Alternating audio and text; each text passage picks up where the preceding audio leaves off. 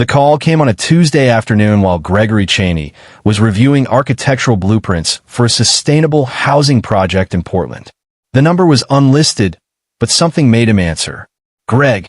The voice was older, strained. "It's Alma Clark, Sonia's mother." Gregory's pencil stopped mid-stroke. He hadn't heard that voice in 6 years. "What do you want?" "It's Jake, your son." She paused, and he could hear her breathing. "He has leukemia. Advanced stage. He needs a bone marrow transplant." The blueprints blurred before him. Jake, his little boy who'd be 12 now. The last time Gregory saw him, Jake had been 6 years old, crying in a courtroom as a judge. Judge Vernon Townsend ruled that Gregory was an unfit parent and awarded full custody to Sonia with no visitation rights. "We've tested everyone," Alma continued, her voice breaking. "Victor, Sonia, her sister, cousins, everyone. No one's a match. The doctors say a parent has the best chance." Victor. The name alone made Gregory's jaw clench. Victor Howard, his former father-in-law, who'd smiled at him in that courtroom 6 years ago with cold triumph in his eyes. "Please," Alma said. "I know what happened was wrong. But he's dying, Greg. He's just a child." Gregory stared out his window at the Portland skyline, rain streaking the glass. He'd rebuilt his life here after losing everything in Sacramento. New city, new career, new identity in some ways. He'd become someone else, someone who didn't think about the son he'd lost, the wife who'd betrayed him, the corrupt system that had destroyed his family. "Which hospital?" he asked quietly. "Sacramento Memorial. The transplant coordinator is Dr. Rita Franco. I'll tell her you're coming." Alma's relief was palpable. "Thank you. Thank you so much." After she hung up, Gregory sat in silence. The memories came flooding back. Memories he'd spent 6 years suppressing. He'd met Sonia Howard at a charity gala in Sacramento 13 years ago. She'd been 24, beautiful, with auburn hair and a laugh that made him feel alive. He was 27, working as a junior architect at a prestigious firm, ambitious and idealistic. They married within a year, and Jake was born 2 years later. Gregory hadn't realized he was marrying into corruption until it was too late. Victor Howard owned Howard Industries, a pharmaceutical distribution company that supplied hospitals across California. On paper, it was legitimate, but Gregory had started noticing things: hushed phone calls, suspicious meetings, tension whenever he asked too many questions. Sonia had begged him not to pry into her father's business. "He's just particular about his work," she'd said. "You know how successful men are." But Gregory couldn't ignore what he saw. When Jake was 4, Gregory accidentally witnessed a conversation between Victor and several men in suits. They were discussing inventory discrepancies and off-book shipments. He heard mentions of hospitals in Mexico, cash payments, altered manifests. He tried to be discreet, but Victor had noticed his attention. The next day, Victor invited him to lunch. "You're a smart man, Gregory," Victor had said, cutting into a steak with surgical precision. "Smart enough to know that some things are better left alone. You have a beautiful family, a promising career. Wouldn't want anything to jeopardize that." The threat had been clear. Gregory had kept quiet, but the marriage began to fracture. Sonia sided with her father. She accused Gregory of being paranoid, jealous of Victor's success, trying to cause trouble. Their arguments escalated. Gregory suggested they move to another city, get distance from her family. Sonia refused. Then one night, Jake had a fever. Gregory gave him children's medication from the bathroom cabinet, medication that had been a sample from one of Victor's distribution channels. Within hours, Jake was vomiting, convulsing. They rushed him to the emergency room. The medication had been counterfeit, diluted, nearly killed his son. Gregory knew. Victor's company had been distributing fake pharmaceuticals, probably for years, pocketing the difference. And he nearly murdered his own grandson through his greed. Gregory went to the police the next day. He had documentation, photos, recordings. He told them everything. 2 days later, he was arrested for domestic violence. Sonia had bruises on her arms, a split lip. She claimed Gregory had attacked her in a rage, that he'd been abusive for years, that she feared for Jake's safety. It was all lies. Victor had orchestrated everything. Sonia had been coached or coerced, or maybe she'd always been her father's daughter and Gregory had been too blind to see it. The trial was a nightmare. Judge Townsend, who Gregory later learned had been on Victor's payroll for years, ignored every piece of evidence Gregory's lawyer presented. Character witnesses were discredited. Police reports from Gregory's complaint about the pharmaceuticals mysteriously disappeared. His own attorney seemed half-hearted, overwhelmed. Victor had sat in the back of the courtroom every day, watching with those cold blue eyes. Gregory lost custody, lost his son, lost everything. Sonia was awarded the house, full parental rights, and a restraining order that kept Gregory 500 feet away at all times. He wasn't even allowed to call. "You'll never see him again," Victor had told him in the courthouse hallway after the verdict, his voice low enough that only Gregory could hear. "That's what happens when you threaten my family. You forget what you think you know, you disappear, and maybe I let you live quietly somewhere." Gregory had wanted to kill him right there. His hands had curled into fists, his vision tunneling. But two of Victor's security team had materialized from the crowd, and Gregory knew he was beaten. He'd left Sacramento that night, drove to Portland, where an old college friend helped him find work. He buried himself in architecture, in creating something good and clean and honest. He changed his appearance, grew a beard, wore glasses, lost 20 pounds. He was still Gregory Chaney on paper, but he'd become someone else in practice. And he never stopped thinking about Jake. Every birthday, every Christmas, every milestone. He'd sent cards through a P.O. box, though he didn't know if they ever reached his son. He'd put money into a trust account Jake could access at 18. He'd done what little he could from a distance. Now Jake was dying, and Victor's money couldn't save him. Gregory booked a flight for the next morning. He packed a small bag, settled his current projects, and called his boss to explain he needed indefinite leave for a family emergency. That night, he lay awake in his small apartment, staring at the ceiling, thinking about the boy he'd lost and the man who'd stolen him. The flight to Sacramento was turbulent. Gregory stared out the window at storm clouds, remembering Jake's face. Did his son even remember him? Sonia had probably poisoned him against Gregory for years, told him his father was dangerous, abusive, someone to fear rather than love. But none of that mattered now. Jake needed him. Gregory would give his bone marrow, maybe save his son's life, and then disappear again. He harbored no illusions about reconciliation. Victor would make sure of that. Sacramento Airport looked the same. Gregory rented a car and drove through familiar streets, past the house where he'd lived with Sonia, past the courthouse where his life had ended. The city felt like a ghost town of his former self. Sacramento Memorial was a sprawling complex on the north side. Gregory parked in the visitor lot, his heart hammering. He made his way to the transplant center, gave his name at the desk. A nurse, her badge read L. Parsons, led him to a consultation room where Dr. Rita Franco was waiting.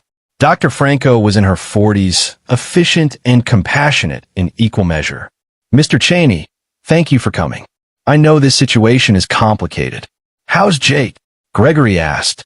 "He's stable for now, but his condition is deteriorating. Without a transplant soon." She didn't finish the sentence. "We'll need to run tests to see if you're a match. Blood work, tissue typing. If you are compatible, the procedure itself isn't complicated, but recovery takes a few days. When do we start?" "Right now, if you're ready." Gregory rolled up his sleeve. The blood draw took 15 minutes. Dr. Franco explained the laboratory would expedite the analysis, results within 6 hours. Gregory sat in the waiting area, surrounded by families dealing with their own crises. He wondered if any of them were running from men like Victor Howard.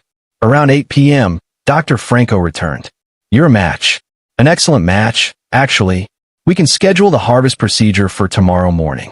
"Can I see him?" "Jake." Dr. Franco hesitated. His mother specifically requested no contact. "I'm sorry." Of course she had. Gregory nodded. "Tomorrow morning then?"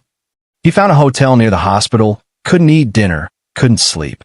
He kept thinking about Jake as a toddler, learning to walk, laughing as Gregory lifted him into the air. He thought about the last time he'd held his son, in that courtroom, while Sonia and Victor watched with expressions of manufactured concern. Tomorrow he'd save Jake's life. Then he'd leave, and Jake might never know his real father had been the one to rescue him. At 6 a.m., Gregory returned to the hospital.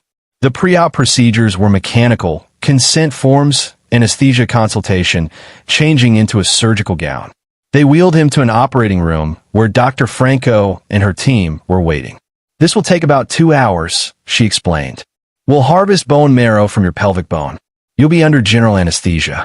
When you wake up, you'll be sore, but it's manageable." Gregory nodded. The anesthesiologist placed a mask over his face, told him to count backward from 10. He made it to 7 before darkness claimed him.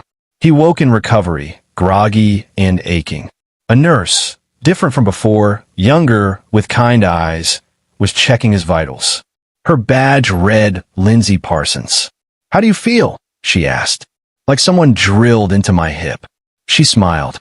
"That's accurate. Dr. Franco says the harvest went perfectly. Your son will receive the transplant this afternoon." Gregory closed his eyes. "Thank you. You're a good father," Lindsay said quietly. "Not many men would do this. If only she knew." They kept him overnight for observation. Gregory drifted in and out of medicated sleep, dreaming of Jake. In the morning, Lindsay came to discharge him. She had his chart, was updating his information when suddenly she stopped. Her eyes widened as she stared at her computer screen. "Mr. Cheney?" Her voice had changed, become uncertain. "Yes. I need you wait here. Don't leave." "What's wrong?" She didn't answer, just walked quickly out of the room. Gregory's heart began to race. Had something happened to Jake? Was the transplant failing? Lindsay returned minutes later with Dr. Franco and 2 security guards. Dr. Franco's face was grave. "Mr. Cheney, can you confirm your full legal name and date of birth?" "Gregory Michael Cheney. March 15th, 1985. "What's going on?" Dr. Franco glanced at the security guards. "When we ran your blood work, it automatically entered into several databases. Your DNA was flagged." "Flagged for what?" "For a criminal investigation that's been ongoing for 15 years. Gregory's blood went cold. 15 years ago, he'd been 21, a college student, nowhere near any criminal activity. Unless, "Sir, please don't leave until they arrive," Lindsay said, her voice gentle but firm. "Until who arrives?" Instead of answering, Dr. Franco turned her monitor toward him. On the screen was an FBI database entry with his photo, younger, clean-shaven, but unmistakably him. The file was marked, "Missing Witness/Victim. Howard Pharmaceutical Fraud and Conspiracy." Gregory stared at the screen in disbelief. "I don't understand." "The FBI has been looking for you since 2010, Dr. Franco said. "You were reported missing after testifying to federal investigators about pharmaceutical fraud. They lost track of you after you left Sacramento 6 years ago. But he never testified to federal investigators. He'd gone to local police, and they'd buried his complaint. He'd never spoken to the FBI at all." "There's been a mistake," Gregory said. "I never testified to anyone federal. According to this file, you did. 3 months before your custody trial." Dr. Franco's eyes were sympathetic. "The FBI agent in charge has been copied on this alert. She's on her way now." The pieces began to click into place in Gregory's mind. 15 years ago, he'd been dating Sonia before they were married. He'd noticed irregularities in Victor's business even then, had casually mentioned them to a friend who worked in regulatory compliance. Had that friend reported it? Had it triggered an investigation Gregory never knew about? And had Victor found out somehow? Had that been why Victor had been so threatened? Why he'd gone to such lengths to destroy Gregory's credibility and take Jake away? Not just because Gregory was a nuisance, but because he was potentially a federal witness? 20 minutes later, 2 FBI agents walked into the room. The lead agent was a woman in her 50s with steel gray hair and sharp eyes. Her badge identified her as Special Agent Geneva Benson. "Mr. Cheney," she said, extending her hand. "We've been looking for you for a very long time." Gregory shook her hand, his mind reeling. "I think you'd better tell me exactly what's going on." Agent Benson pulled up a chair, her partner, Agent Arnoldman, standing by the door. "In 2010, you were dating Sonia Howard, daughter of Victor Howard. You attended a dinner at the Howard residence where you overheard a conversation between Victor and several associates. Do you remember this? Gregory nodded slowly. Vaguely. It was early in our relationship. You mentioned what you heard to a friend, Daniel Prince, who worked for the California Board of Pharmacy. Mr. Prince reported it to federal authorities. We opened an investigation into Howard Industries for pharmaceutical fraud, distributing counterfeit medications, and racketeering. I never knew that. We kept it quiet. But we needed witnesses, and Mr. Prince gave us your name. In March 2010, an agent named Harold Tucker attempted to contact you for an interview. According to his notes, you agreed to meet, but you never showed up. We tried to locate you multiple times over the next several months, but you'd become unreachable. Gregory searched his memory. March 2010, he'd been 21, finishing his last year of college. Had someone try to contact him? He vaguely remembered a voicemail from a blocked number, asking him to call regarding a legal matter. He'd assumed it was spam and deleted it. I never got any message I recognized as FBI, Gregory said. If I had, I would have called back. We believe you, Agent Benson said, because by the time we tried to contact you in person, Victor Howard had already gotten to you. Or rather, he decided you were a threat and begun building a case to discredit you. The custody battle, the fake domestic violence charges, the disappearing evidence. It hadn't just been about Gregory threatening to expose Victor. It had been about Victor protecting himself from federal prosecution. The investigation stalled without your testimony, Agent Benson continued. We had circumstantial evidence, but Howard's lawyers were too good. The case was suspended in 2012, but we never closed it. We've been looking for you ever since, hoping you could provide the testimony we needed. Why didn't you find me? I've been in Portland for 6 years. I have a job, an apartment. I file taxes under my real name. Victor Howard is very good at making people disappear, Agent Benson said grimly. He has connections in law enforcement, technology, finance. We suspect he's been monitoring any attempts to locate you. But DNA doesn't lie. When your bone marrow donation entered the hospital system, it triggered every flag we'd set up. Gregory leaned back against the hospital bed, his hips still aching from the procedure. So what happens now? Now, you tell us everything you know, and we finally bring Victor Howard to justice. A slow, cold smile spread across Gregory's face. For 6 years, he'd lived with the knowledge that Victor had stolen his son and gotten away with it. He'd accepted that some injustices couldn't be corrected, that powerful men like Victor Howard were untouchable. But he'd been wrong. I'll tell you everything, Gregory said. But I want something in return. Agent Benson raised an eyebrow. We're not in the habit of negotiating with witnesses. I want my son back. Full custody, visitation, rights restored, everything Townsend took from me. Because he was on Victor's payroll, wasn't he? The judge who ruled against me. Agent Benson and Mann exchanged glances. Judge Townsend has been under investigation for judicial corruption for 3 years, Mann said. We've connected him to several of Howard's associates, but we haven't been able to prove direct bribery. I can help you prove it, Gregory said. Victor told me himself the day of the verdict. He said that's what happens when you threaten his family. He was bragging about paying off the judge. I remember every word. Agent Benson leaned forward. That's valuable testimony. But we can't promise custody arrangements. That's a family court matter. But you can help me prove the original custody ruling was fraudulent, based on fabricated evidence and a corrupt judge. You can help me clear my name so I can get my son back legally. Yes, Agent Benson said slowly. We could do that. Then we have a deal. Gregory sat up straighter, ignoring the pain. When do we start? They spent the next 4 hours in that hospital room, Gregory recounting everything he remembered. The dinner where he'd overheard Victor's conversation about inventory discrepancies. The counterfeit medication that had poisoned Jake. His attempt to report Victor to local police, and how that complaint had vanished. The custody battle, Sonia's false accusations, Judge Townsend's obvious bias. Victor's threat in the courthouse hallway. Agent Benson recorded everything, taking detailed notes. This corroborates what we've gathered from other sources, she said. Howard Industries has been distributing counterfeit pharmaceuticals for over 20 years. They import cheap, substandard medications from overseas manufacturers, repackage them to look legitimate, and sell them at full price to hospitals and pharmacies. The profit margin is enormous, and the damage is incalculable. People have died from these fake medications, Mr. Cheney. Gregory thought of Jake, convulsing from poison medicine. I know. Victor Howard isn't just a white-collar criminal. He's a mass murderer who happens to wear a suit. What about Sonia? Gregory asked quietly. My ex-wife. Is she involved? We don't believe so, Agent Benson said. She appears to be a victim of her father's manipulation, like you. But we'll need to interview her as part of the investigation. And Jake, my son, he's an innocent child. This won't affect him beyond the disruption of seeing his grandfather arrested and prosecuted. Gregory absorbed this. Jake would learn his grandfather was a monster. He'd learn his father had been telling the truth all along.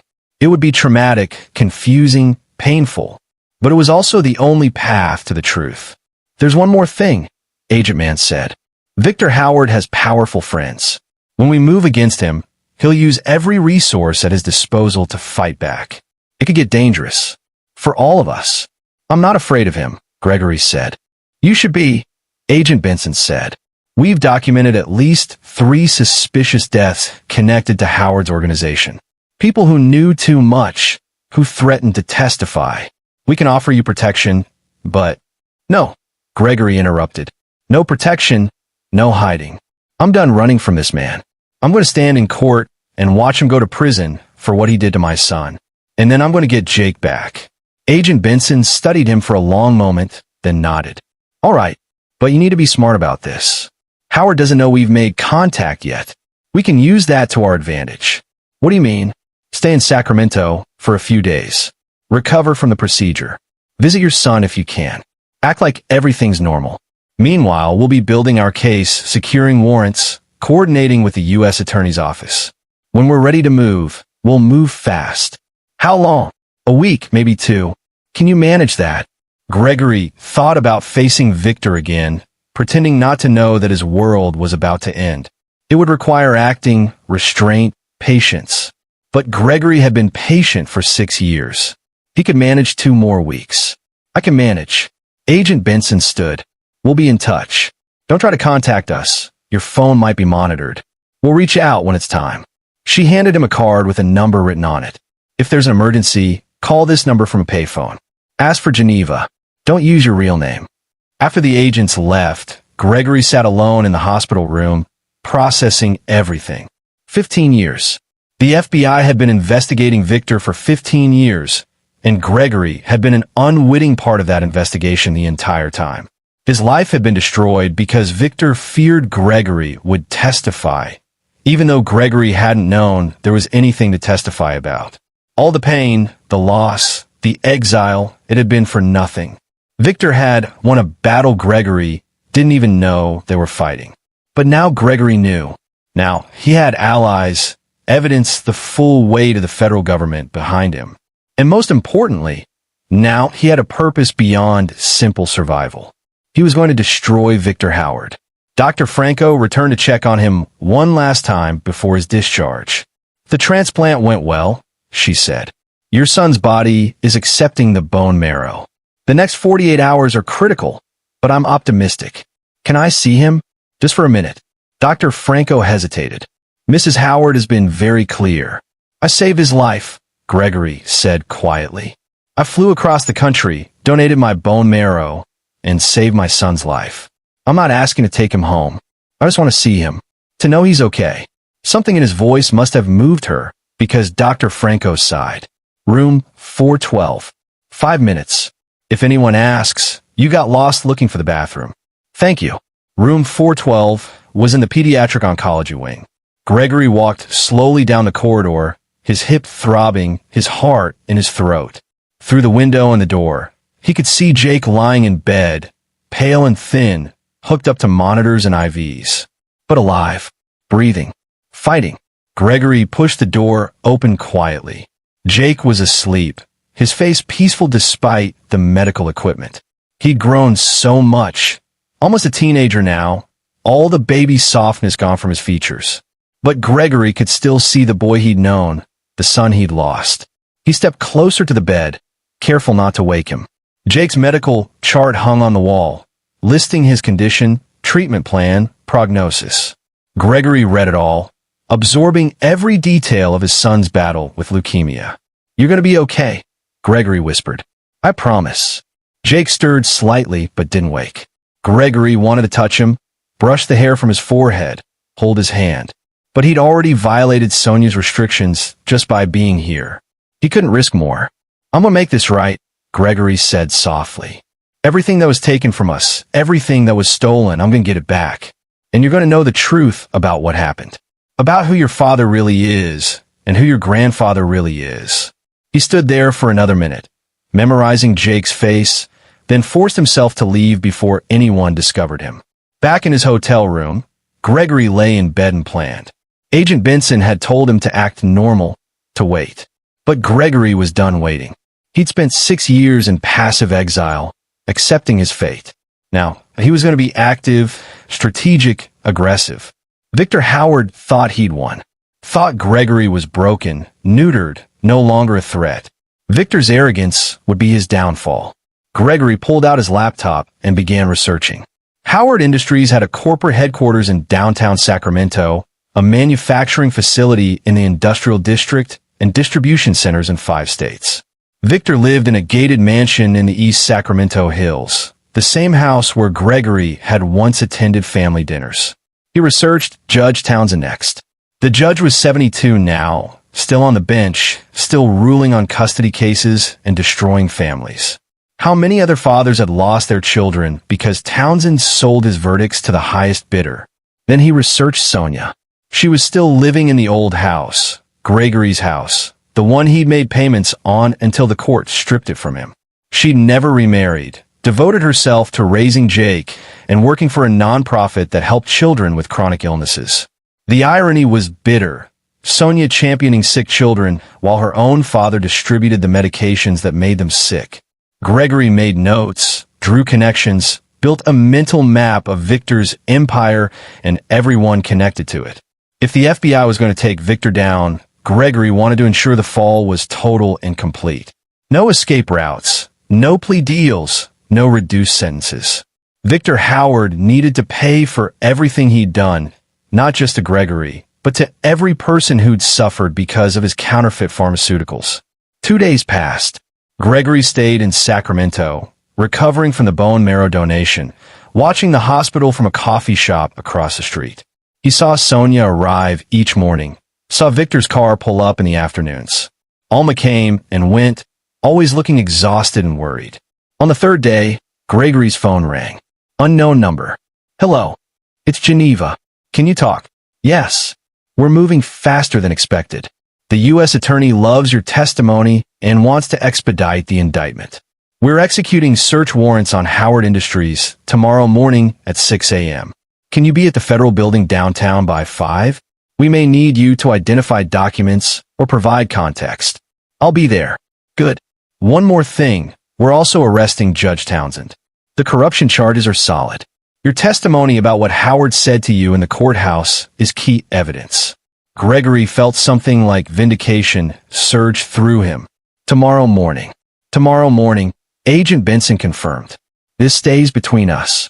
Don't tell anyone, don't post anything online, don't change your routine. Howard has ears everywhere." "Understood." After she hung up, Gregory sat in the coffee shop and watched Victor's Mercedes pull into the hospital parking garage. In less than 24 hours, that arrogant smile would be gone. That sense of invulnerability would shatter. Victor would feel what Gregory had felt 6 years ago. The horror of losing everything, the humiliation of being exposed, the powerlessness of facing a system stacked against him. Except Victor's suffering would be earned. Justified. True. Gregory ordered another coffee and opened his laptop. He drafted an email to Jake, scheduled to send 1 week from today. In it, he explained everything. Who he really was, what had happened, why he'd been absent from Jake's life. He explained that he'd never stopped loving Jake, never stopped fighting for him, never stopped being his father even when the law said otherwise. He explained that sometimes the people who are supposed to protect us are the ones who hurt us most. That truth matters more than comfort. That justice, when it finally comes, is worth waiting for. He ended the email with, "I'm so proud of you for being strong enough to survive this disease. Now be strong enough to survive the truth. I love you. I've always loved you. And I'm coming home." Gregory scheduled the email, closed his laptop, and finished his coffee. Tomorrow morning, Victor Howard's empire would begin to crumble, and Gregory Chaney would finally get his son back. At 4:45 a.m., Gregory arrived at the federal building downtown. Agent Benson met him in the lobby, flanked by a dozen agents in FBI tactical gear. The building hummed with controlled energy, people moving with purpose, radios crackling, final preparations being made. "You ready for this?" Agent Benson asked. "I've been ready for 6 years." She led him to a command center on the 3rd floor, where agents monitored multiple screens showing live feed from surveillance teams positioned around Howard Industries and Victor's residence. Other feeds showed Judge Townsend's house, the homes of several Howard Industries executives, and warehouse locations across the state. "This is a coordinated operation," Agent Benson explained. "At 6 a.m., we hit Howard Industries headquarters with search warrants. Simultaneously, we execute warrants at the distribution centers, manufacturing facility, and financial offices. We'll also arrest Victor Howard, Judge Townsend, and 4 executives we've identified as co-conspirators." "What about evidence?" Gregory asked. "We've been building this case for 15 years. We have financial records showing Howard's offshore accounts, testimony from former employees, intercepted communications, analysis of the counterfeit medications. Your testimony ties it all together. It proves Howard knew about the fraud and actively silenced witnesses." On the screens, Gregory watched agents taking positions around Howard Industries. The building was a sleek glass tower in downtown Sacramento, Victor's name etched above the entrance. Inside that building, lives had been destroyed for profit. Children had been poisoned. Families had been devastated. Not anymore. At exactly 6 a.m., the agents moved. On screen, Gregory watched them pour into Howard Industries like a flood, showing warrants to the bewildered security guards, sealing exits, securing computer systems. Other teams did the same at the distribution centers and manufacturing facilities. A separate screen showed Victor's mansion. 2 agents knocked on the door while others surrounded the property. An older woman, the housekeeper, answered. The agents showed her their warrant and pushed past. "Target acquired," a voice crackled over the radio. Victor Howard in custody. Gregory felt a surge of satisfaction, so intense it was almost painful. Victor in handcuffs. Victor surrounded by federal agents. Victor powerless for the first time in his life. Judge Townsend is in custody as well, another agent reported. He tried to flee out the back door. Agent Benson glanced at Gregory. "How does it feel?" "Like breathing again," Gregory said. The raids continued for hours. Agents boxed up documents, seized computers, arrested employees who tried to destroy evidence. By noon, the FBI had executed warrants at 17 locations and arrested 11 people connected to Howard Industries. Gregory watched it all from the command center, occasionally identifying documents or providing context when agents had questions. He saw Victor being led out of his mansion in handcuffs, still in his pajamas, his face red with fury. He saw Judge Townsend trying to maintain dignity while being loaded into a federal van. He saw Howard Industries executives being perp-walked through their own parking lots while news cameras recorded everything. The story broke on local news first, then went national. Pharmaceutical magnate arrested in massive fraud scheme. Federal agents raid Howard Industries in multi-state operation. Judge accused of taking bribes in custody cases. Gregory's phone rang. It was Alma Clark, Sonia's mother. Her voice panicked. "Greg, what's happening?" "The FBI just arrested Victor. They're at the house, searching everything." Sonia is hysterical. "She doesn't understand." "She will," Gregory said calmly. "The truth is coming out, Alma. All of it. Victor's been running a criminal enterprise for 20 years, and it's finally caught up with him." But Sonia said you tried to tell people years ago, and they said you were lying. I wasn't lying. Victor paid people to say I was lying. He paid the judge who took Jake from me. He fabricated evidence, destroyed my reputation, and stole my son. And now he's going to prison. Silence on the other end. Then Alma said quietly, "Oh my God, it was all true." Yes. Sonia didn't know. She believed her father. She thought. I know what she thought, Gregory said, not unkindly. Victor manipulated all of you. But that's over now. What happens to Jake? Jake gets better. The transplant is working. And when he's strong enough, I'm going to petition the court for custody. The original ruling was fraudulent, based on lies and a corrupt judge. I'm going to get my son back. Alma began to cry. I'm sorry, Greg. I'm so sorry we believed Victor. We should have listened to you. You couldn't have known, Gregory said. Though part of him wanted to rage at her, at all of them, for their willingness to believe Victor's lies. Just take care of Jake. Make sure he understands none of this is his fault. I will. I promise. After she hung up, Agent Benson approached with an update. Victor Howard is being held without bail. The U.S. attorney has charged him with racketeering, fraud, conspiracy, and manslaughter. We're attributing 15 deaths to medications distributed by his company. If convicted on all counts, he's looking at life in prison. And Townsend? Judicial corruption, bribery, obstruction of justice. He'll likely get 20 years. His law license is already suspended. What about my custody case? The family court judge handling your petition has been briefed on the situation. Given Judge Townsend's arrest and the evidence that your original trial was corrupted, he's inclined to vacate the previous ruling and grant you an emergency custody hearing. As soon as your son is medically cleared to leave the hospital. Probably 2 weeks. 2 weeks. Gregory could wait 2 more weeks. He'd waited 6 years. 2 weeks was nothing. The legal proceedings moved quickly after that. Victor Howard arraignment was a circus. Reporters packed the courtroom. Cameras lined the hallway. Protesters gathered outside. Gregory watched from the gallery as Victor was led and wearing an orange jumpsuit, his hand shackled. Their eyes met across the courtroom, and Gregory saw something he'd never seen before in Victor's face: fear. The judge denied bail, citing flight risk and the severity of the charges. Victor's attorney, a famous defense lawyer from Los Angeles, argued vehemently, but the evidence was overwhelming. Victor would await trial in federal detention. As Victor was let out, he turned and looked at Gregory one last time. No more arrogance. No more smug superiority. Just the hollow-eyed stare of a man who'd lost everything. Gregory didn't smile, didn't gloat, just watched as the man who destroyed his life was taken away to a cell. Judge Townsend's arraignment was similar, though with less media fanfare. The retired judge looked frail and terrified, reality finally penetrating his corrupt worldview. When the judge denied him bail as well, Townsend began to cry. Gregory felt nothing watching him. Townsend had stolen 6 years of Gregory's relationship with his son. He'd rubber-stamped Victor's lies and called it justice. Whatever suffering Townsend experienced now was earned 1,000 times over. 10 days after the arrests, Dr. Franco called. Jake's doing remarkably well. The transplant was successful.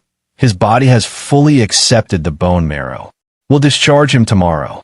Can I see him? Actually, yes. Sonia has requested that you come to the hospital. She wants to talk. Gregory's chest tightened. He hadn't seen Sonia since the custody trial 6 years ago. What would she say? Would she apologize? Blame him? Defend her father? He arrived at the hospital that afternoon, wearing his best clothes, trying to project confidence he didn't entirely feel. Dr. Franco met him at the entrance and led him to a private consultation room. Sonia was already there, sitting at a table, her hands folded in front of her. She looked older, not just 6 years older, but worn down, exhausted. Her auburn hair was streaked with gray. Lines creased her face that hadn't been there before. She stood when Gregory entered. They stared at each other for a long moment. "Hi, Greg," she said finally. "Sonia." "Hi." She stopped, started again. "I don't even know where to begin." "Your father's in jail," Gregory said. "Seems like a good place." She flinched. "I didn't know about any of it. I swear to God, I didn't know." You believed I was abusive, that I'd hurt you, that I was dangerous to our son. My father told me you were trying to destroy our family. He showed me evidence, emails, testimony from people who said you'd been violent.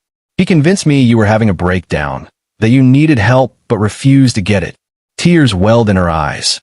I thought I was protecting Jake. By taking him from his father? By letting a corrupt judge destroy our family. I didn't know the judge was corrupt. Sonia's voice rose. I didn't know my father was paying him off. I didn't know about the counterfeit medications, or the deaths, or any of it. I thought my father was a successful businessman who'd built something legitimate. I thought you were paranoid and jealous and dangerous. Gregory wanted to believe her. Part of him did. But part of him remembered how easily she'd testified against him, how thoroughly she'd destroyed him in that courtroom. You bruised yourself, he said quietly. You split your own lip. For the photos. Sonia closed her eyes. He told me it was the only way to protect Jake.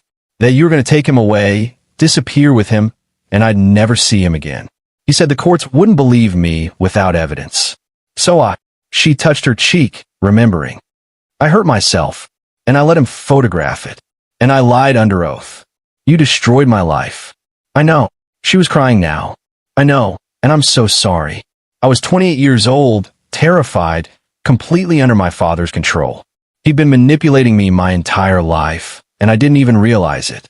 I thought I was doing the right thing. Gregory sat down heavily. His hips still ached from the bone marrow donation. He was tired of anger, tired of bitterness, tired of carrying this weight. What happens now, he asked. Now you decide what you want. The judge has agreed to vacate the custody ruling. You can petition for full custody, joint custody, supervised visitation, whatever you think is best for Jake. What do you want? Sonia wiped her eyes. I want Jake to know his father. I want him to know the truth, that I was wrong, that I hurt someone I should have protected, that I let my father poison our family. And I want. She took a shaky breath. I want you to forgive me someday. Not now. Maybe not for years. But someday. Gregory studied her. She looked broken, remorseful, genuine. But she'd looked genuine in that courtroom 6 years ago too, while lying under oath. I need to think about it, he said. About what's best for Jake. Of course. Take all the time you need. She stood. He wants to meet you, by the way. Jake. He's been asking about you ever since the FBI told us you were the one who donated your bone marrow. Gregory's heart clenched. He remembers me. He never forgot you. I told him. She swallowed. I told him terrible things about you. That you'd abandoned us. That you didn't love him. That you were dangerous. But he never really believed it. He always asked about you. Wanted to see photos. Wanted to know why you left. I didn't leave. I was forced out. I know that now. And so does he. Can I see him? Yes. He's in his room, waiting. They walked together to room 412, the same room where Gregory had secretly visited Jake 10 days ago. This time, Jake was awake, sitting up in bed, looking thin and pale but alert. When Gregory walked in, Jake's eyes widened. Dad! The word hit Gregory like a physical blow. 6 years, and his son still called him Dad. Hey, buddy. Gregory managed, his voice thick. Mom said you saved my life. You gave me your bone marrow. Of course I did. You're my son. Jake's eyes filled with tears. I thought you didn't want me anymore. Grandpa said you left because you didn't want to be my dad. Gregory crossed the room and sat on the edge of Jake's bed. That's not true. I was forced to leave. But I never, ever stopped wanting to be your dad. I thought about you every single day. Really. I sent you birthday cards, even though I didn't know if you got them. I put money in a bank account for you. He had to stop, emotion choking him. I never stopped loving you, Jake. Not for 1 second. Jake launched himself forward, wrapping his thin arms around Gregory's neck. Gregory held him carefully, mindful of the 4-line and monitors, and felt 6 years of grief and loss break open inside him. I love you, Dad, Jake whispered. I love you too, buddy. So much. They held each other while Sonia watched from the doorway, crying. Gregory didn't acknowledge her. This moment was for him and Jake, reconnecting after all the stolen years. When Jake finally pulled back, he wiped his eyes. Mom told me what Grandpa did, that he lied about you and paid the judge and everything. Yeah, I can't believe he'd do that. I can't believe he'd hurt you and hurt Mom and hurt our whole family just to what? Protect himself? Some people only care about themselves, Gregory said. And your grandfather is one of them. Jake nodded slowly, processing. Are you going to stay now? Are you going to be my dad again? I never stopped being your dad. But yes, I'm staying. I'm going to make sure we're never separated again. Good.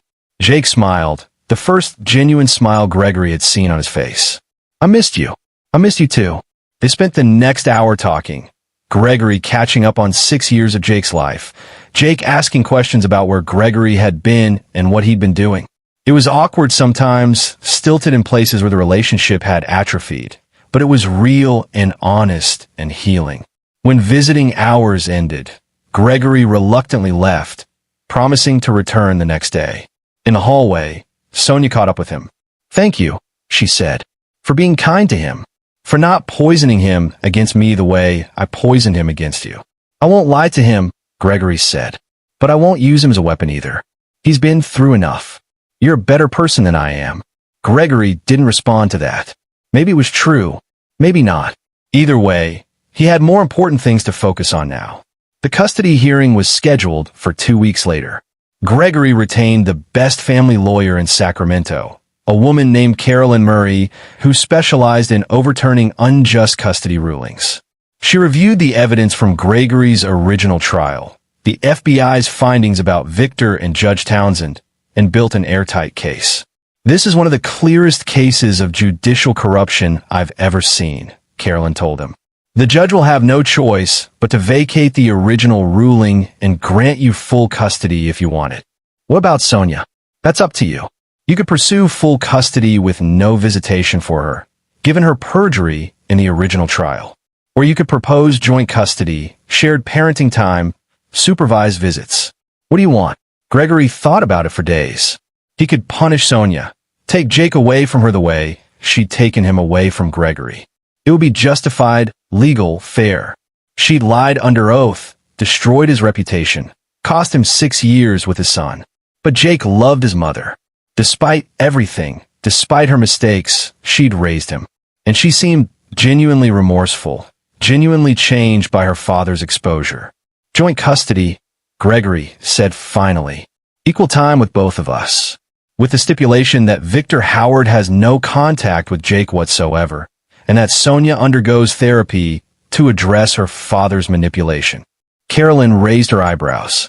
That's generous, considering what she did to you. It's not about generosity. It's about what's best for Jake. He needs both his parents. He doesn't need more trauma. All right, I'll draw up the proposal. The custody hearing was held in a different courtroom with a different judge, Judge Gerardo Minor, who had a reputation for fairness and integrity. The proceedings were straightforward. Carolyn presented the FBI's findings about Judge Townsend's corruption, Victor's crimes, and the fraudulent nature of Gregory's original trial. Sonia's attorney didn't even contest it. Judge Minor reviewed the evidence for less than an hour before ruling. The original custody order is vacated due to judicial corruption and perjured testimony. Given that both parents appear committed to their child's well-being and that the child has expressed a desire to maintain relationships with both parents, I'm ordering joint legal and physical custody with equal parenting time. Just like that, Gregory had his son back. After the hearing, Gregory and Sonia stood outside the courthouse with Jake between them. It was awkward, uncertain, but also filled with possibility. Thank you, Sonia said quietly, for not taking him away from me. He's your son too, Gregory said. I won't pretend the last 6 years didn't happen, and I won't pretend I'm not angry. But Jake needs both of us. She nodded, tears streaming down her face. Jake looked up at Gregory. Can we get pizza? I haven't had pizza in forever because of the hospital food. Gregory laughed, the first genuine laugh he'd had in years. Yeah, buddy, we can get pizza. They went to Jake's favorite restaurant, a small Italian place near the old house, and sat together like a fractured family, trying to figure out how to be whole again. It wasn't perfect.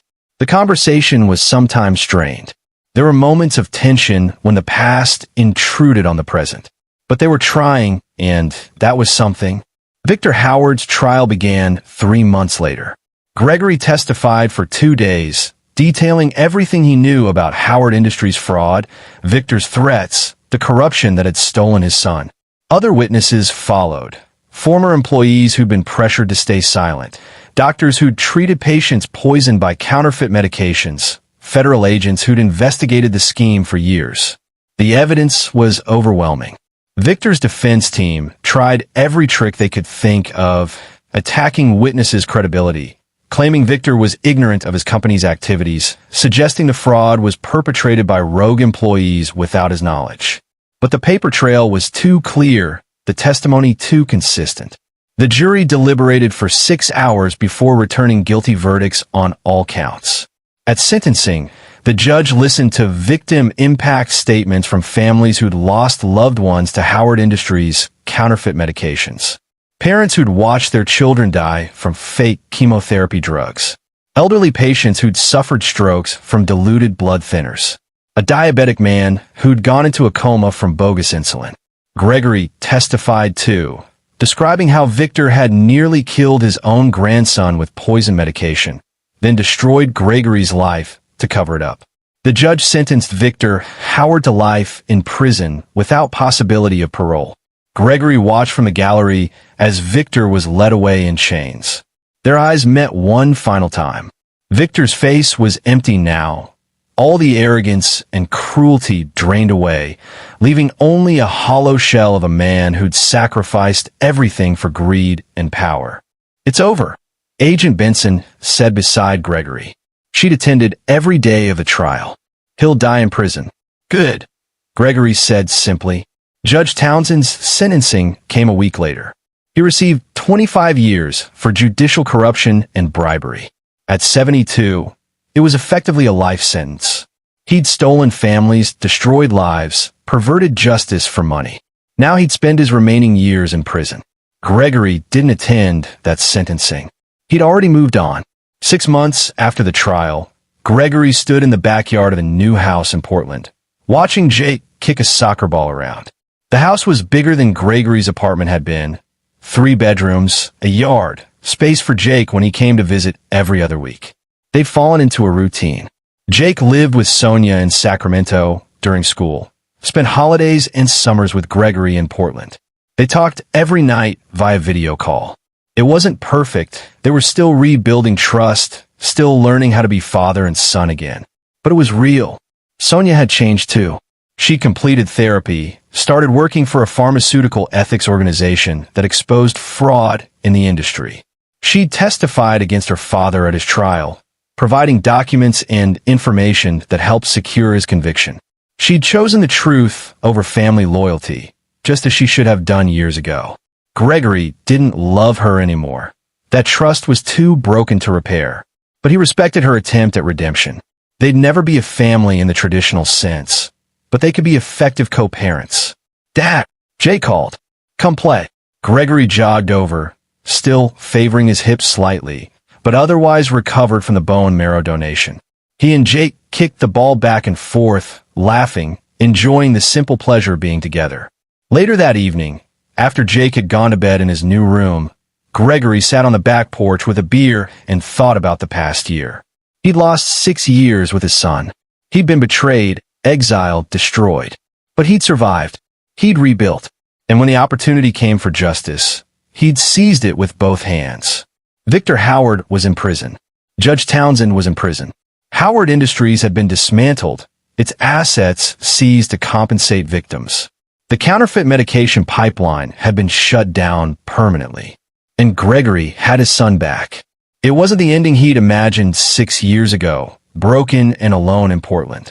But it was a good ending. An earned ending. The kind of ending where the villains faced consequences and the hero got a second chance. Gregory's phone buzzed. A text from Agent Benson. "Wanted you to know, Howard tried to bribe a guard today, tried to arrange for someone to take care of you." Guard reported it immediately. Howard's in solitary now and facing additional charges. He never learns. Gregory smiled and typed back. "Some people never do. Thanks for keeping me updated." He deleted the text, finished his beer, and went inside. Tomorrow, Jake wanted to explore Portland, check out the museums and food trucks and Powell's books. They had a whole weekend together, and Gregory intended to make the most of every minute. Because he'd learned something in the past 6 years, something Victor Howard and Judge Townsend and everyone who betrayed him would never understand.